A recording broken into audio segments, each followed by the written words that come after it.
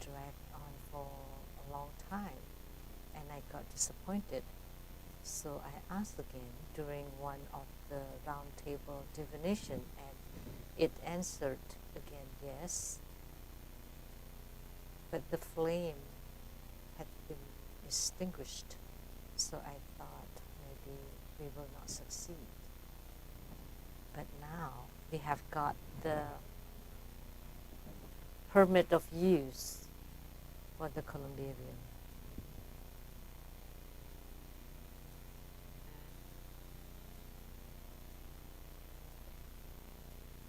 So the usage permit we have obtained the usage permits, the use permit for the columbarium. So columbarium can now be utilized. And there are two people with the greatest credits go to these two people, Reverend Lien Qin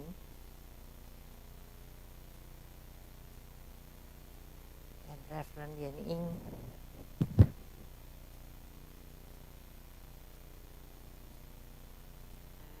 And on Monday,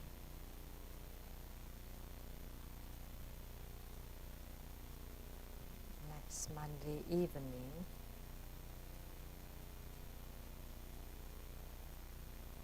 I will give him a reward to Reverend Lien Qin.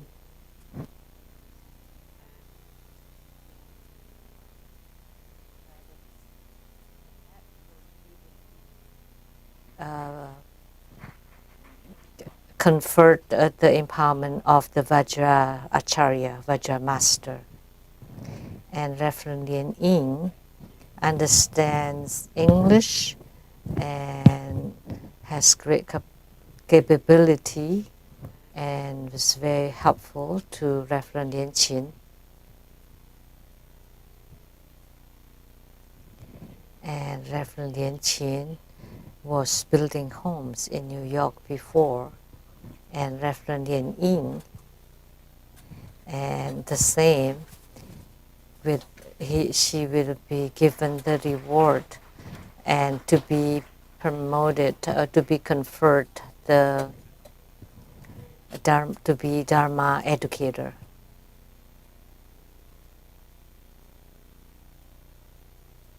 So they have worked very hard and single-mindedly to complete the columbarium, the building of columbarium. So by use of the ability of Reverend Lien Qin and Reverend Lien Ying, we successfully built the columbariums. And with the lowest price.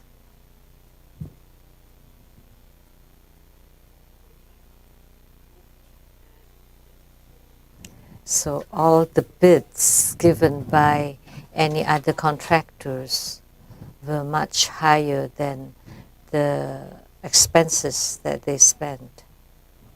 Some asked for $4 million and $3 million and over $2 million. And how much did you spend to build it?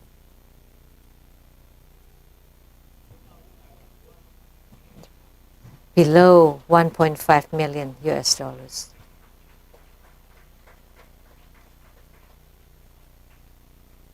Please be seated. So his experience in developments, he used to build homes in New York. And Reverend Lien Ying is very good in her English, in her communication skills and social skill, and has worked in Boeing And she understands a lot about administrations and negotiations and all that. So she's greatly helped Reverend Yenchin. So they have they have gained a lot of credits for it, and because what they built are the house for the future house for Grandmaster, and also my grandparents, my mother, and my younger brother and myself will reserve spaces there. In the future, we will move there, and myself too.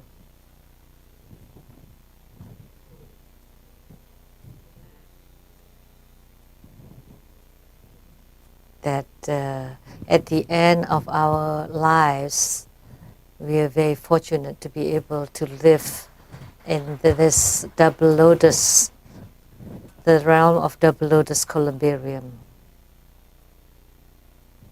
Because over there, I pointed to the geomancy. It's called the beike, which is the seashell. Xie. Xie is like a geomancy formation of the land. And why is the Rainbow Temple called Rainbow Temple? That was because Master Lien Bao, who is now in Las Vegas, he was driving us on I-90 going east. And all of a sudden we saw rainbow. And then I told Master Lien Bao, let's follow the rainbow. Let's see where it comes from. And then, so here is exit 11 on I-90. We followed it until exit 34. And then we found that the Rainbow Temple rose from an empty land off the exit 34. So we decided that there was a good land, good piece of land where the rainbow rose, and we decided to build Rainbow Temple there. And after we built the Rainbow Temple, it was very prosperous, but there was like a wind tunnel there, and in the winter time especially, the wind was very fierce. And the witch, the ghost witch, laughed at me, and she said it in Taiwanese, how could it be so windy? Were you right choosing this piece of land?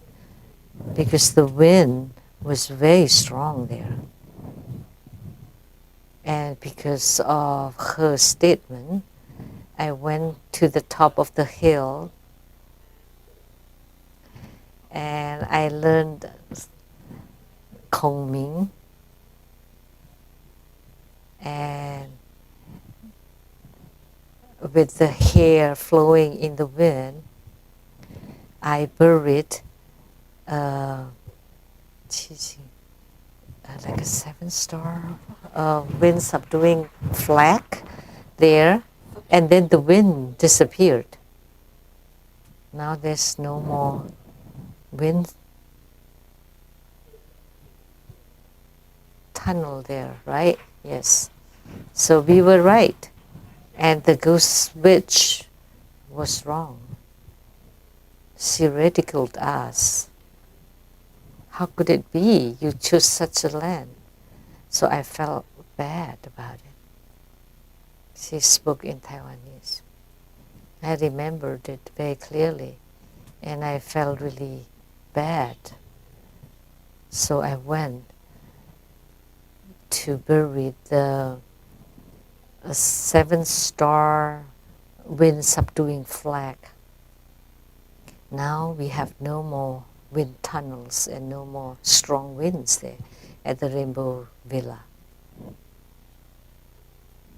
Why is that piece of land called the land of the 7 stars, where the 7 stars convene? There were 7 mountains there. Right in front of it is the Celestial Horse Mountain. You can see it from the front door of the Rainbow Temple, Rainbow Main Hall. And then to your left,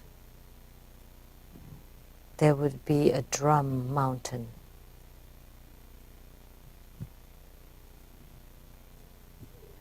And to the right,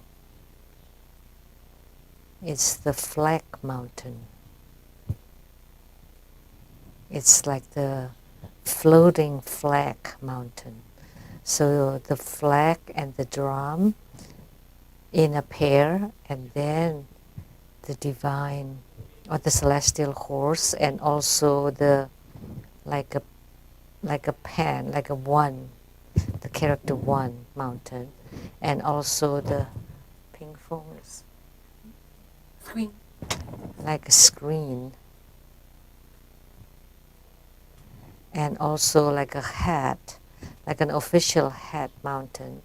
And then there's one more mountain, which is the good helping people mountain.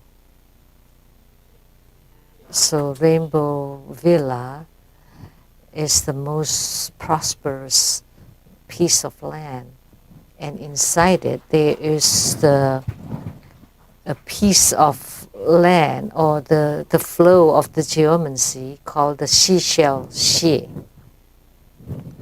and we call it a double lotus.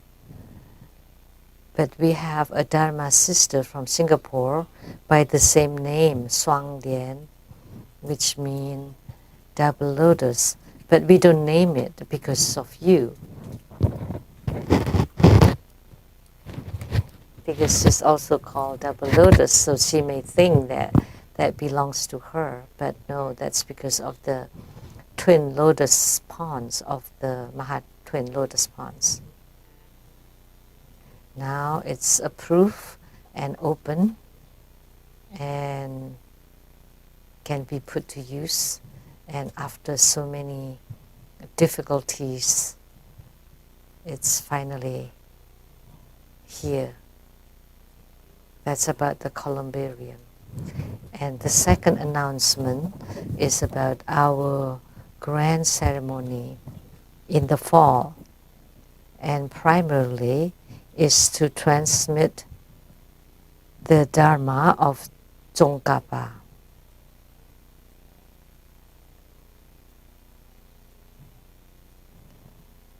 So when Tsongkhapa was alive over 300-400 years ago, he is a truly great one with great attainments, or great Mahasiddha. Look at the Lamdre Chemo and Ngakrim Chemo, the great treatise on the stages of the path to enlightenment, or the tantric stages on the path to enlightenment. And he also studied the Madhyamaka Prasangika, and also about 300-400 years before him, there was Atisha Ditpamkara. So he had the lineage of the Buddha Patapalipa, and he had 3 secrets. Atisha Dipamkara's Bodhipata. So 3 of his greatest secrets will be made public during the grand ceremony on September 8th. So Tsongkhapa is a great Buddhist scholar And not only that, he's also a philosopher. So Tsongkhapa's philosophy and religion, he founded Gelugpa,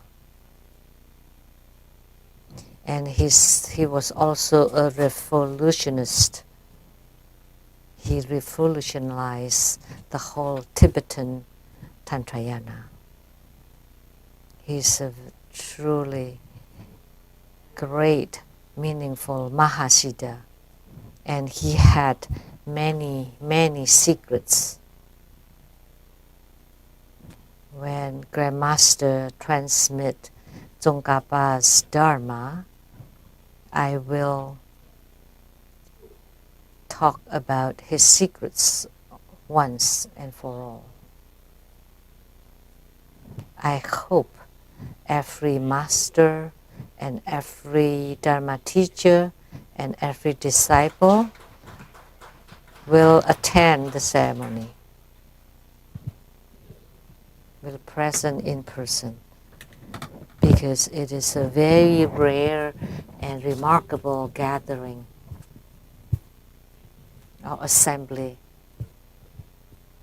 Grandmaster once went to the South India, to the Drupung monastery. At the Seraling, at the greatest hall, Grandmaster gave Dharma teaching to thousands of monks, thousands of lamas. So one of Han origin, Grandmaster is like a Han, a Chinese Han person. For someone with the Han descent can give Dharma teaching at the greatest temple of Gelugpa, the Drupung monastery, and give Dharma teaching to thousands of lamas is very rarely found. Generally, lamas transmitting Buddha Dharma in Tibet, like Master Nona,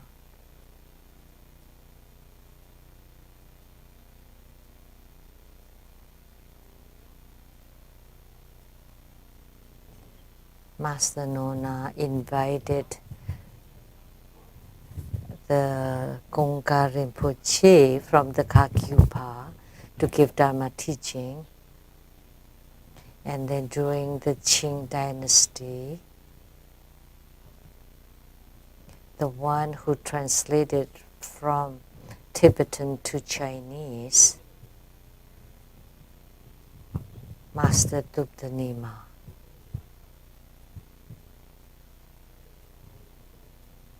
These three masters went to China to propagate Buddha Dharma. Typically, only Tibetan lamas or gurus went to China to give Dharma teaching. Very rarely that Chinese or Han people go to Tibet or to India to give Dharma teaching, right?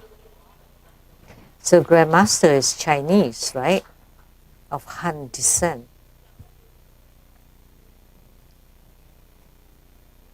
Usually, Tibetan Rinpoches spreading Tantric Buddha Dharma all over the world. But instead, Grandmaster went to the 6 great monasteries.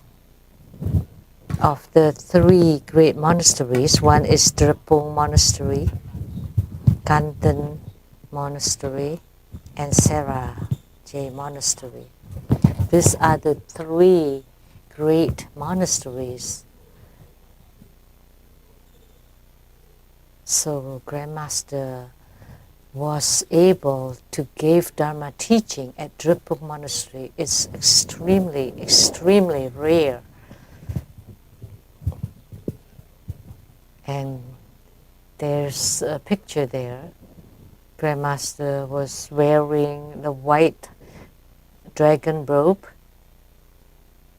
give Dharma teaching, and I had the picture taken with many, many lamas and also the abbot of the Drepung monastery. It is really, truly rare and could hardly be found in this world. You can see the photo later.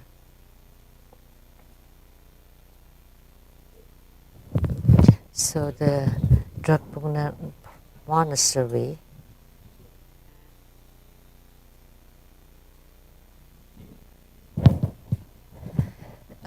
Kandan Monastery and Sera Monastery, and then Lapling Monastery, and then the surrounding monastery, and the Dhar Monastery, the 6 great monasteries.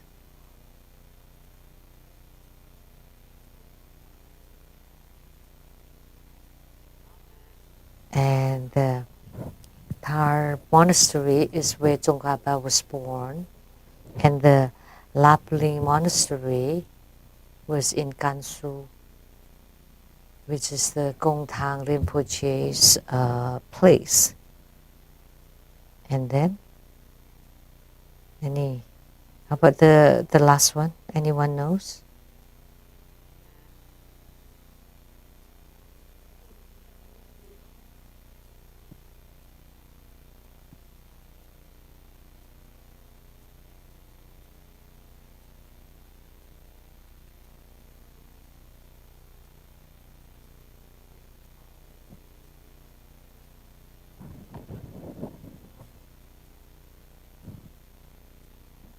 Is it the one? Panchan's monastery? The Tasi Lungpo monastery? So the 3 great monasteries are Sera Monastery, Kanten, and Drepung Monastery. And then one in Qinghai, Da'er Monastery, and in Kansu, Lapling Monastery.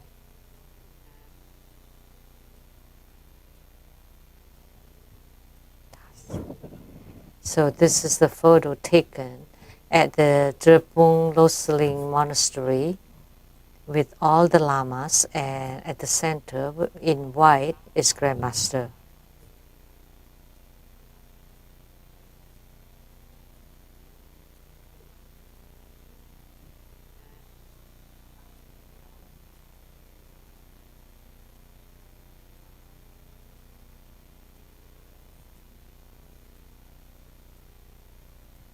Labrang Monastery in Kansu.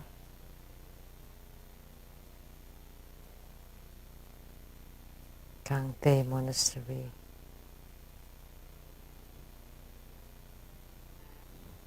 There are monasteries in Lhasa and also in Ragacha, which belong to Panchan. Altogether, 6 monasteries. And the double lotus columbarium is the seashell xie in geomancy, and also the place where the 7 stars convene. You can also perform the life essence ceremony there.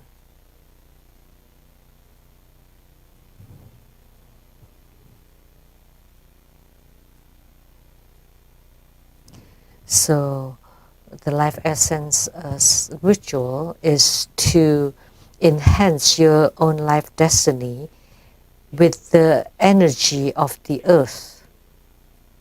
So a living human being can have the qi of the earth, like say this seashell geomancy, to help his destiny, his life.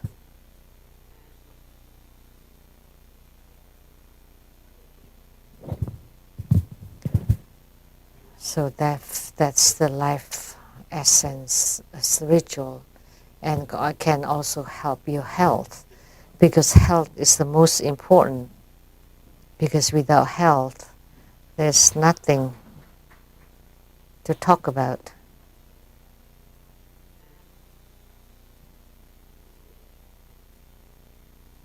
Even when you have money, you can't buy health.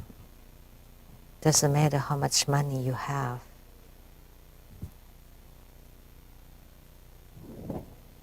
If you can be at the Double Lotus Columbarium, at the place of the columbarium, and you perform the life essence ritual to help you, then you would prosper too. Why? That's because of the chi of the earth. If you have learned geomancy, you would know. If your work desk doesn't comply with your zodiac, then as soon as you sit it there, you would start yawning, you would feel tired, you don't want to do anything, you would feel very lazy. Even if you want to lift up your spirit, you can't. Because your seat doesn't comply with your zodiac, your Chinese zodiac. But if it complies, then you would be like a life dragon and lively tiger. Then you would be fast and everything will go smoothly. Whatever you do would be fast. So if it doesn't match with your Chinese zodiac, then everything goes wrong. So at the Double Lotus Columbarium, there are 4 directions: north, south, east, and west. And you have to find the right direction for your zodiac. Then the energy of the earth will help you.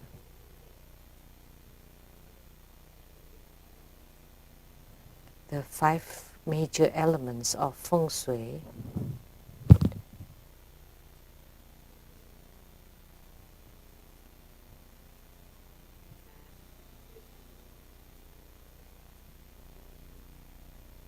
there are many miracles when we build this columbarium.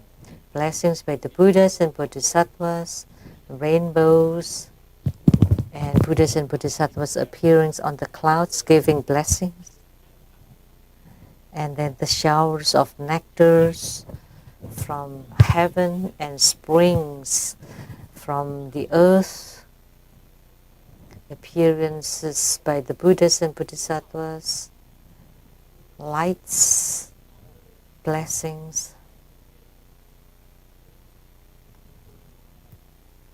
There are light radiance around the columbarium. So Master Lien Qin, and you can ask Master Lien Qin and the Dharma educator Lien Ying to tell you the stories, many miracles and many blessings by the Buddhas and Bodhisattvas.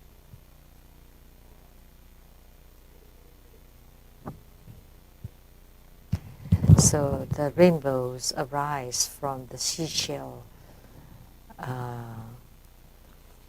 xie, geomancy.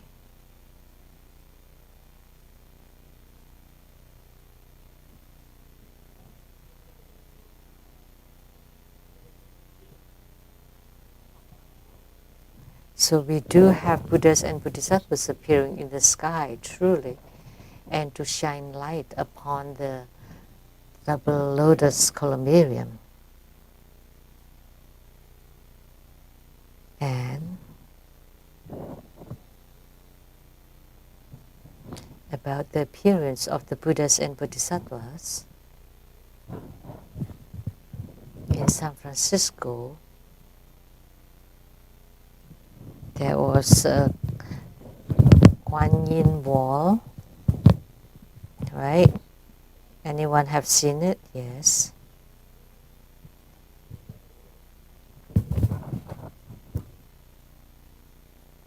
based from what I heard,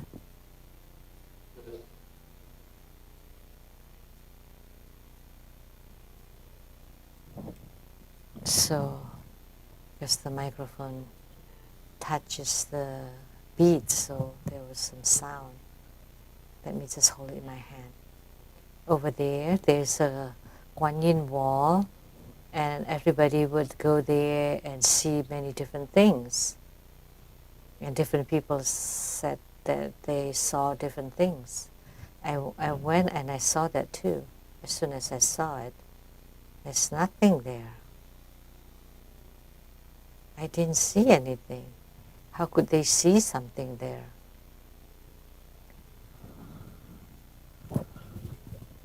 So those who saw something meant that they're very wise and they must have cultivated really well. But like me, who didn't see anything, didn't say anything because I'm too embarrassed to say.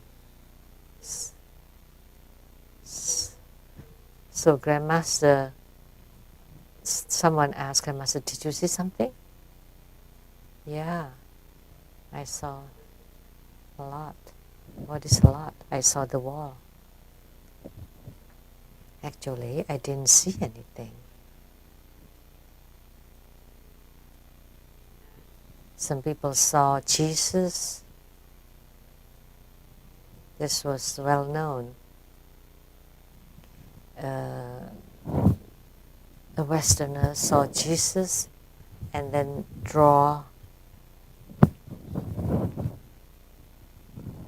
and then Master Lindsay said actually it did not look like Jesus, it looked like a hoodlum.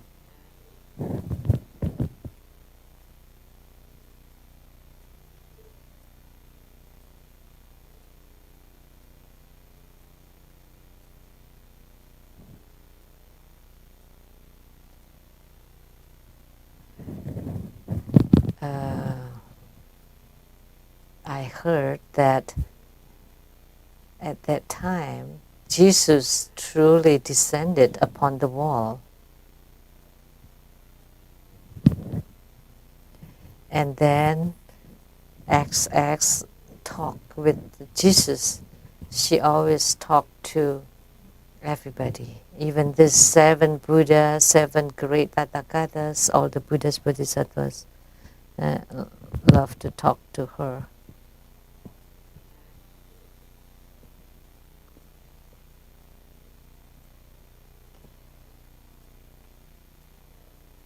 From the greatest Tathagata to the smallest earth god, they all talk to her, even the red Jambala, the yellow Jambala, everybody. And Jesus descended and Jesus told her to tell human beings that you are the Savior.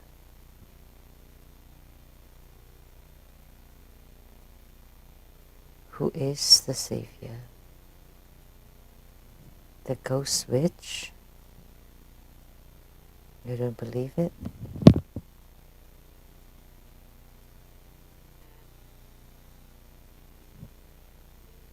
She wrote it on the Ex-Lotus Journal in 1999 in one of her articles about this Guan Yin wall.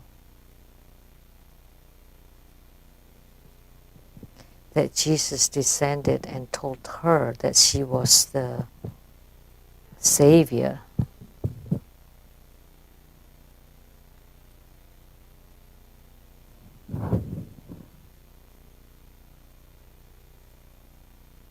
So I thought, well, I have many evergreens in my house, and the bark has so many different like many different lines, right? So I thought, Sakyamuni Buddha is living inside my tree, my evergreen tree. And Sakyamuni Buddha, and Manjushri Bodhisattva, and Samantabhadra Bodhisattva. So that's like the trinity of the Avatamsaka, so Sakyamuni Buddha at the center, Manjushri and Samantabhadra. They're very dignified. I looked at them for a long time and they didn't say anything to me and didn't tell me that I'm the savior, that I'm the living Buddha. But she claimed that she was the savior.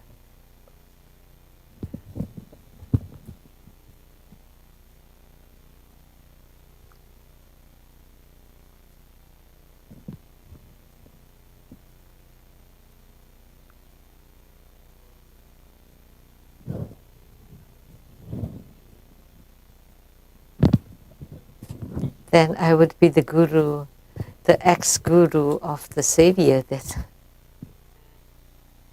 But I didn't recognize her to be a savior.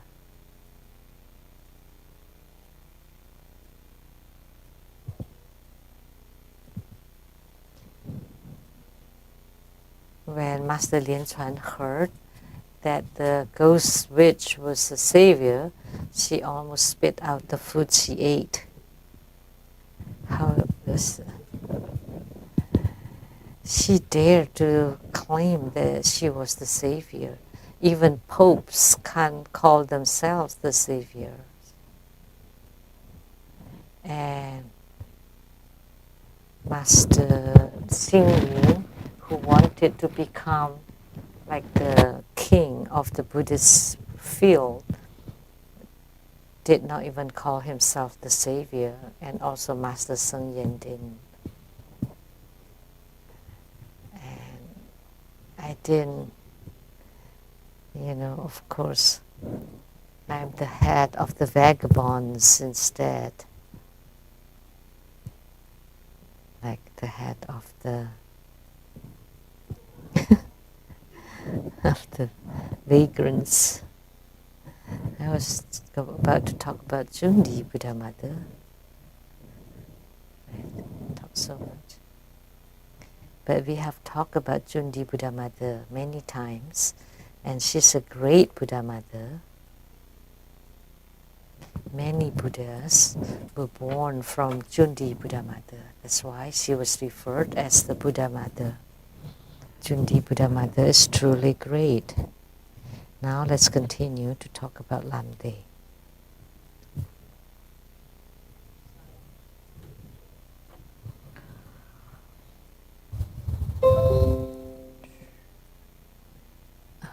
The one relying on the three wheels. Of these three, the first wheel relight is called gain or benefit because it will ease the practice of visualization. It can quickly rise to yogic experiences. What is this gain or benefit? This is focus on the visualization of one wheel or chakra. Brow chakra, throat chakra, heart chakra, navel chakra, secret chakra. Those are the 5 chakras, plus the base chakra and the crown chakra here at the heaven gate, altogether for 7 chakras or 7 wheels.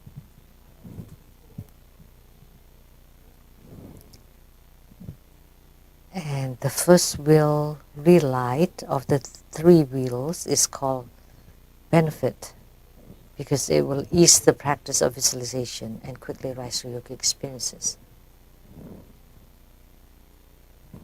What it meant is that if you focus your visualization on one wheel, then you can gain the yogic experiences more easily. If you do it on all the chakras, then it would be difficult.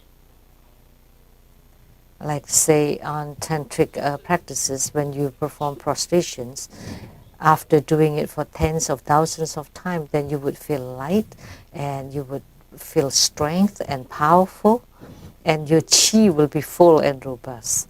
So just by doing prostrations, you would feel these yogic experiences. So it's fine if you just focus on performing great prostrations. by doing so, it's the same as exercise for the body. Every day when you do great prostration, it's the same as exercising your body. It's the same. You can open the wheels, the chakras and the channels. If you focus on great prostrations, or if you focus on great offering, you make offerings until you feel that the Buddhas and Bodhisattvas truly come to accept your offerings. And only this is called yogic experiences. What is a yogic experience? It's when you feel that the chi inside your body is very full and robust, that you have great power, that you become very healthy. That's the effect of performing great prostrations. And if you do great offerings, you bring the offerings like clouds and mountains to fill the whole heaven and earth. You visualize them. Buddhas and Bodhisattvas descend to accept your offerings. Then you would know that Buddhas and Bodhisattvas have accepted your offering. Then this is called the yogic or spiritual experience. Now I have to put the mic again on my...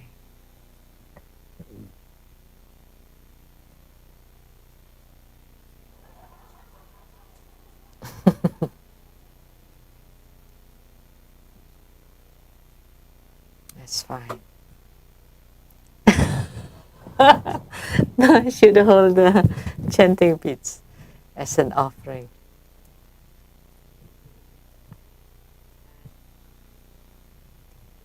This is beautiful, but it's very cheap. It's bought in Hawaii for $5. And this kind of chanting beads, sometimes they just give it for you for free when you enter into an event. But now I would like to show it to you that this chanting beads, although it's very cheap, I make it as an offering. This cheap offering that I like. They're white. And make offering to Chundi Buddha Mother today. Please accept it.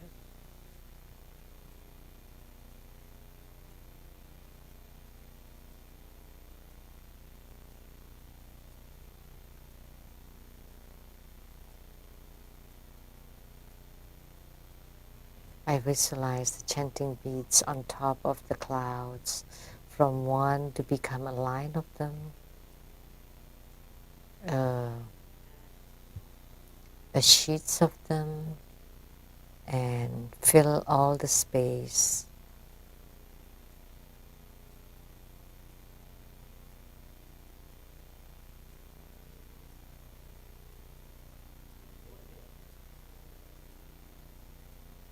So my head nodded, right? I didn't nod my own head. I didn't do it consciously. It's because Mahachundi Buddha Mother had accepted this offering of the chanting beads.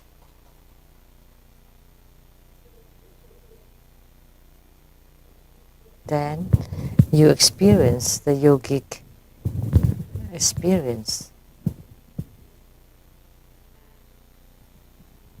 One time I made offering of food to the Buddhas and Bodhisattvas, and I made the visualization that was in India to all the deities, the Buddhas and the Bodhisattvas. I lift up the food as offering once, twice, 3 times. I didn't feel anything. And I found it strange. Why? How come I didn't feel anything today? So, because the Buddhas and the Bodhisattvas did not accept the offerings, I did not eat. And all the disciples that went with me almost finished their food, but I didn't eat mine. And then when we arrived at Varanasi, which was by the Ganges River,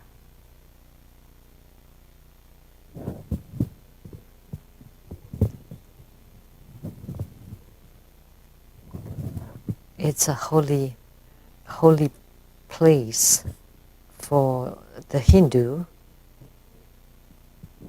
by the Ganges River, Varanasi. And everybody that were with me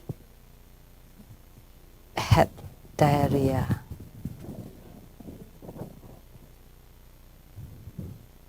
They're like, you have to stuff your butts, otherwise you just... But Grandmaster did not eat that meal because the food was spoiled. And I observed that I noticed that the Buddhas and Bodhisattvas did not accept the offering, so I did not eat it. And I did not have any diarrhea, but everybody else did.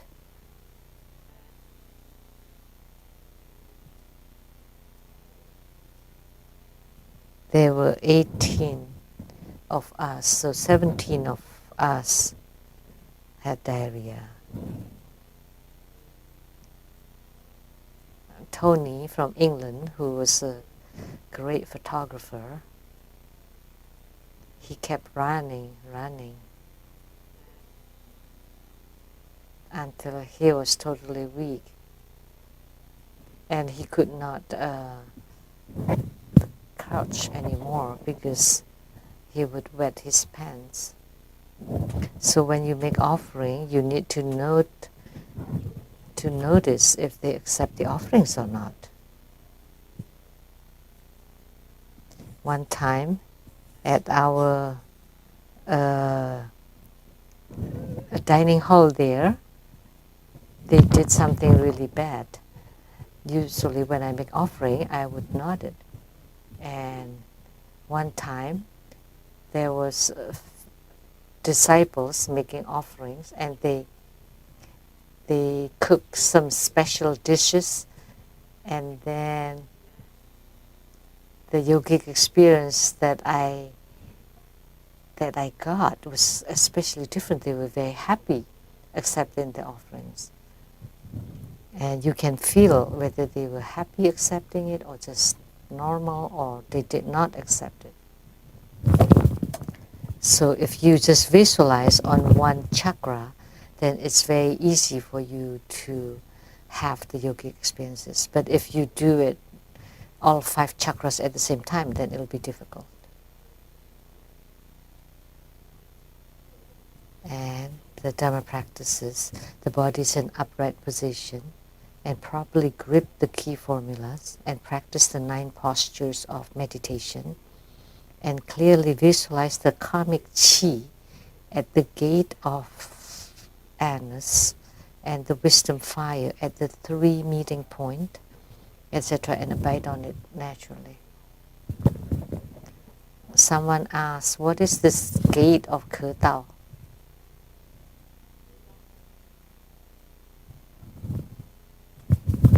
What is this? My guru taught me before, because we ate grains. In Chinese it's called like the 5 grains. And from the mouth to the throat, to the stomach, the duodenum, and then the intestines and the anus. Those are called the path of the grains. And then one of the gate of this path of grain.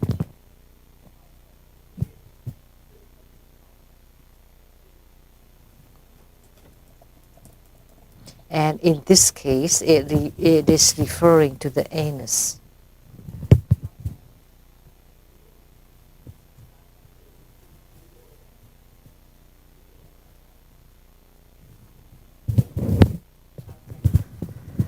So the wisdom fire at the 3 meeting point. And what is the 3 meeting point? Is the meeting of the central channel, right channel, and left channel, and the inner fire there. So if you focus on this practice, to let at this 3 meeting point to ignite fire, which is the inner fire or the wisdom fire.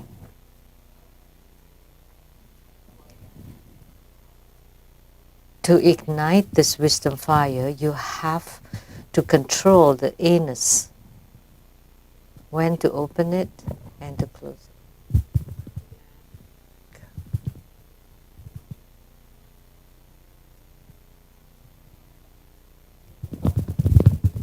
So the path, or the gate of the path of the grain, which is the anus, when you should close it, when you should open it, when you should let the qi out, and when you should lift up the qi. So that's the key formulas of the anus. And the wisdom fire at the 3 meeting point, etc., and abide on it naturally. It's fine if you just visualize that. It's fine if you just practice that. Relying on your breathing to practice on that meeting point of the 3 channels. You lift up the qi, you let it, you relax it, lift up, relax. And I have talked about this before.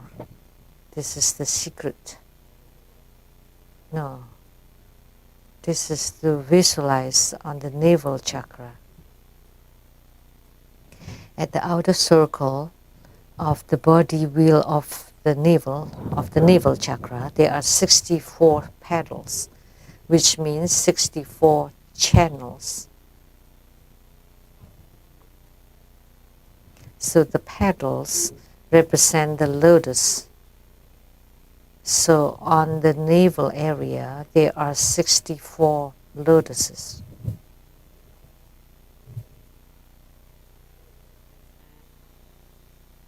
Without any characters. But the inner circle, there are 8 petals with 8 characters.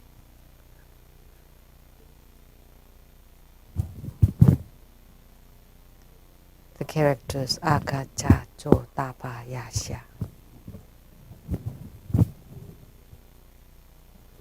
They are upright and revolve to the right. The navel channel forms a triangle, and at its center it is clear like a deep blue sky. Inside it there is a yang character. Do you pronounce it yang or a? Ang.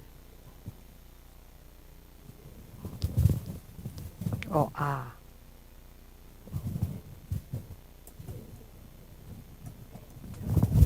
Fine like the tip of a hair. It is red, and the inner form is said to be Nairyatma, the Buddha Mother with no ego, or the sleeping form of Kundalini, and visualize all the characters to be red. So there are 8 characters or 6 syllables over there, and at the center there's an A character. It's not mentioned very clearly here.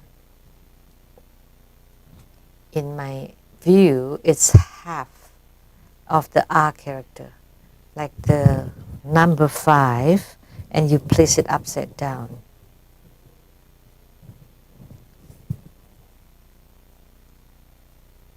So the inner fire is like this.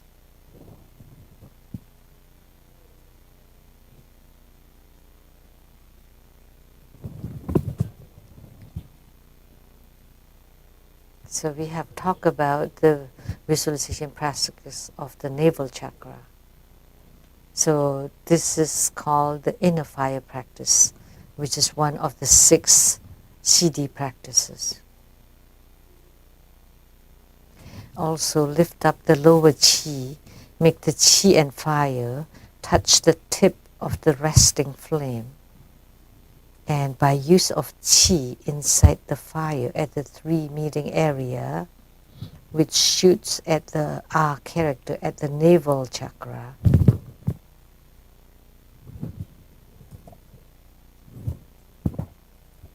the fire becomes redder.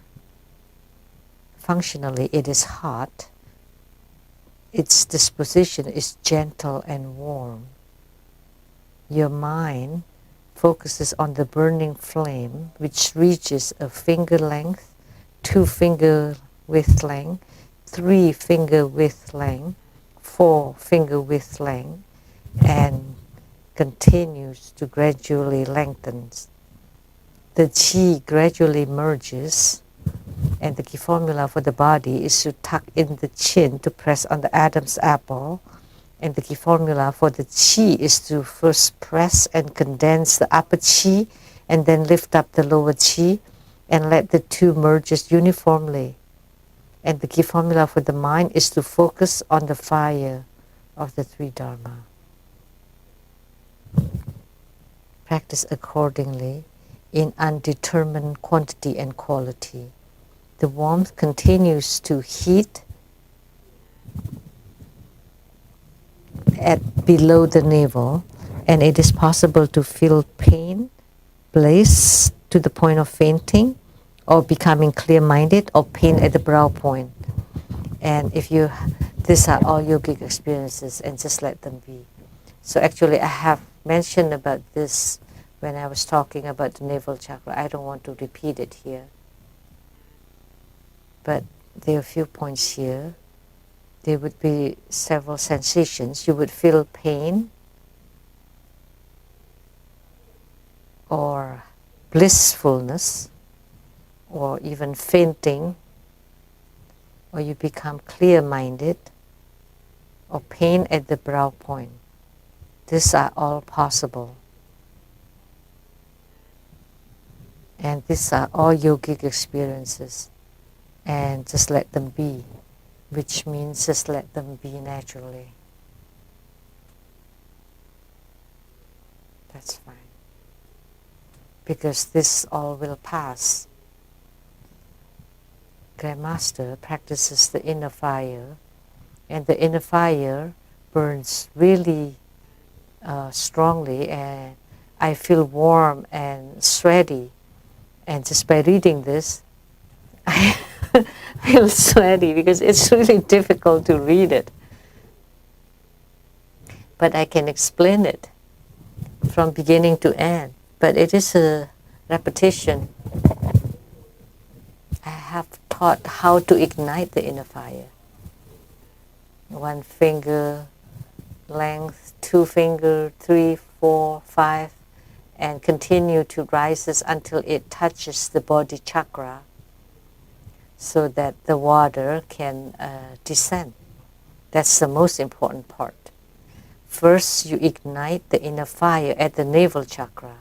This is the key formula. Because without the inner fire,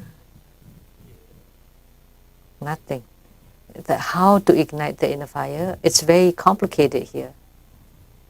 But let me tell you, you just use the left and right channels as a furnace to blow on that half R character until it becomes really red, really bright, and 10 breathings, 10 inhalation and exhalation. Use the great power of the furnace so that it becomes really red, bright, and hot. So when the inner fire is ignited, of course you would feel different. Would feel a little bit of pain, and would feel really bright or warmth, and you would feel the qi rising, so that your head would feel lightheaded. These are all natural sensations. Most importantly, that's what it's about. Otherwise, I this is too complicated, it's too lengthy. Otherwise, it's all the same, right? The keys are the same. In Chinese class, the teacher give a topic. If I were a teacher, and please write an article about it. And everybody was writing except Xiaoming. And then the teacher asked Xiaoming, how come you don't do anything? Because if I were a teacher, then I would examine all the articles. He doesn't have to do anything. He doesn't have to write an article. He would just wait for them to complete and then check them. Xiaoming was rather smart. This joke, the wife asked the husband, what is the number for the pizza shop?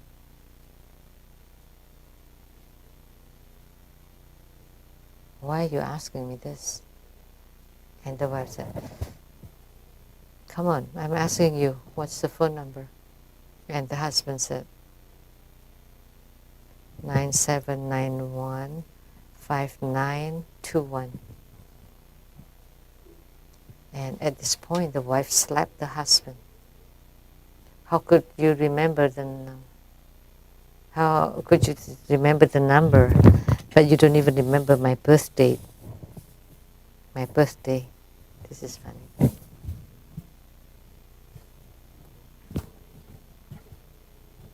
How could he remember so many numbers and yet forget her birthday?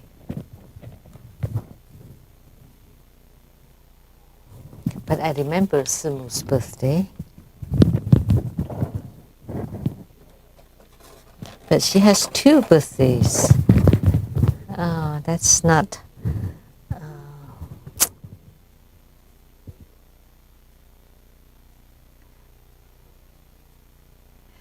the lunar calendar is the 15th of the 2nd month, and the Gregorian calendar is April 20th. So it's not cost effective to have 2 birthdays.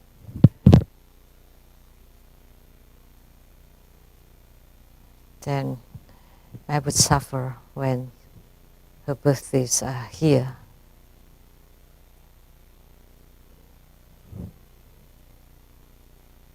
At the literature class, the teacher asked, Zhuge Liang knows about astrology and geography and mastered about the trigrams, the 8 trigrams and all divinations. And Xiaoming asked, he must not have read one book. So what book was it? And Xiaoming replied, it's the trilogy of the 3 kingdoms. I mean, because it was made after Zhuge Liang died.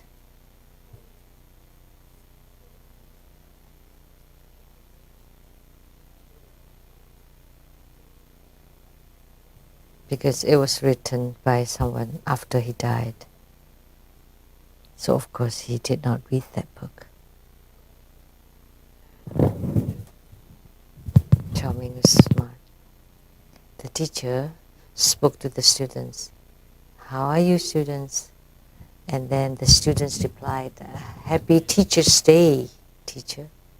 What day is it? September 28th. It's the Chinese Teacher's Day.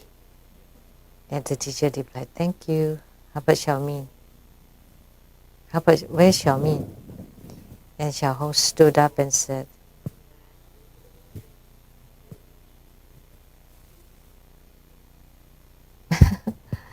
because today is a holiday for the teacher, so Xiaoming helped himself and left the class.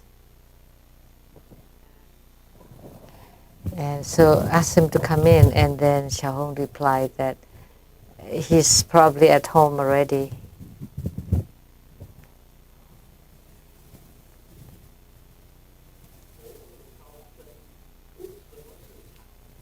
I asked the great master, what is dhyana? What is Zen? The master replied, do you like to have some night snacks at night? Yes.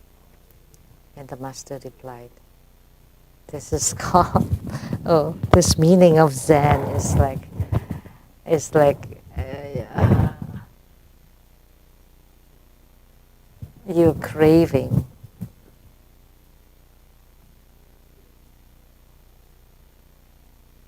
This can only be understood by the Chinese. It's a homophone of a Chinese character.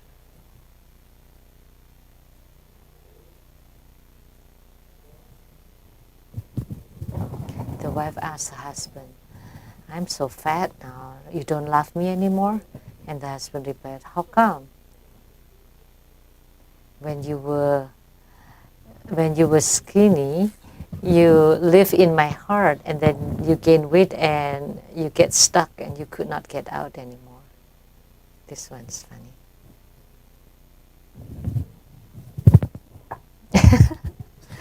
It's just talking about something funny. What kind of Lamdre is this? The words are very difficult, and there's so many secret wordings inside. Only people of the field can understand Lamdre.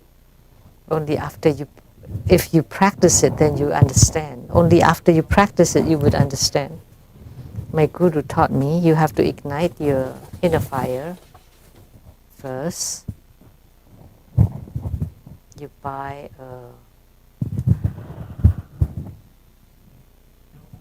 what do you call that? A belt.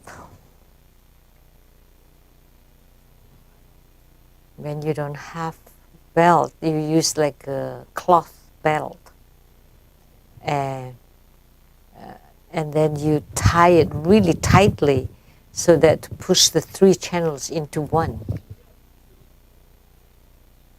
Then when you breathe in, the chi would enter into the central channel. You have to push it, you have to rub it, because by rubbing, the friction can generate heat. You have to rub the navel area, rub and rub until it becomes hot. Then you need to push, to press, and then or hit it or beat it with the hammer until it generates sparks.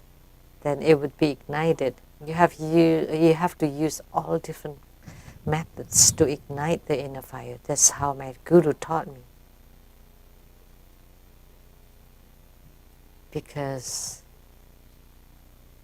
if it's too slacken and the chi is too weak, there's no strong chi to blow on it.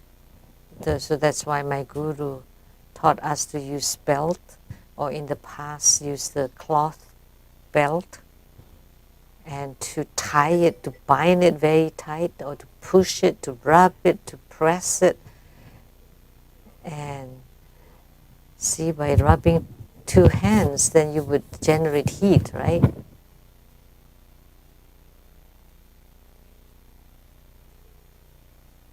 That's very important. So you use some external power to ignite the inner fire. But you also have to rely on your breathing.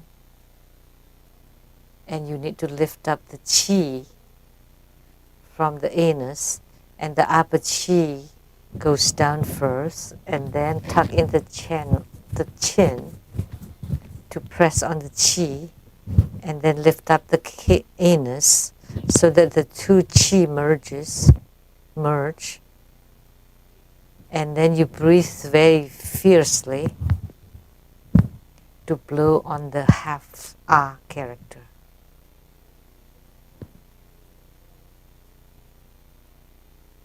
And then you would feel some yogic sensations. And then when the inner fire is ignited, then it would ignite to like 1 finger length, 2, 3, 4, and then all the way up to the body chakra area. And then you would feel very blissful.